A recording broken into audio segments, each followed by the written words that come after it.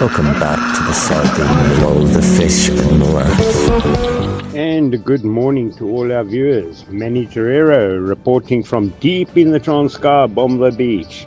The news is good, guys. The birds are still here and loads of dolphin activity with the odd whale splash on the horizon.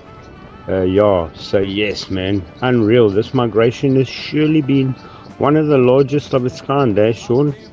Maybe you can let us in on until when or how long this epic spectacle is still going to carry on, man.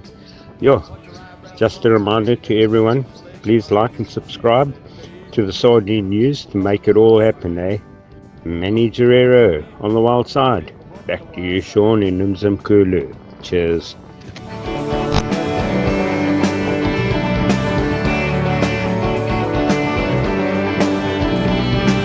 Holly came from out on the island.